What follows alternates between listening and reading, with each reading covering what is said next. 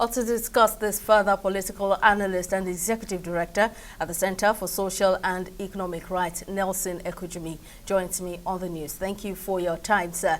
Now, the requirement of obtaining 25% of votes in at least two-thirds of the 36 states in Nigeria and the Federal Capital Territory to be declared president is still a controversial topic following the conduct of the 2023 elections. Now, do you think a change in the Constitution to make it a 50% majority will ease matters for the nation?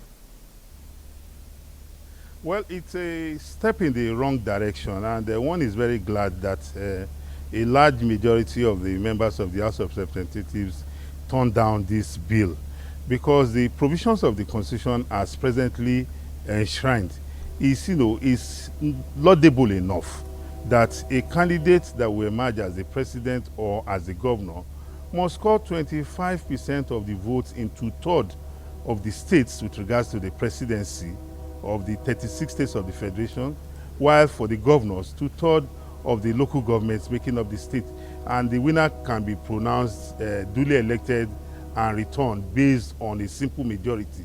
I think that is clear and rational enough. Trying to create a mountain out of a molehill by this bill was a big distraction, and one is glad that it has been turned down, and I hope it is buried finally. All right, now what are your thoughts on the bill also seeking for a transition from presidential to a parliamentary system of government? Do you think that Nigeria will be better practicing a parliamentary system? Well, a lot of persons have come up with that position that we should change from the presidential system, which we adopted from the United States of America, to the parliamentary system that we had in place immediately after our independence in 1960.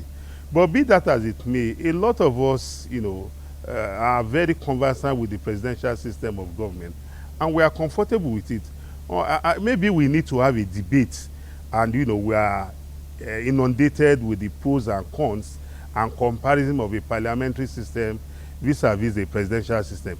Though we know that the parliamentary system, does not involve a large cabinet, because a president does not have to contest an election going around the 36 states. It reduces the cost of governance. I mean, the parliamentary system of government. We just have elections into the national legislature, and the party that wins the majority of votes in the legislature forms the cabinet, forms the executive, that is the cabinet, and he appoints his ministers, unlike what obtains in the presidential system, where you appoint ministers from outside, from anywhere. In the parliamentary system of government, you appoint the ministers from members of parliament.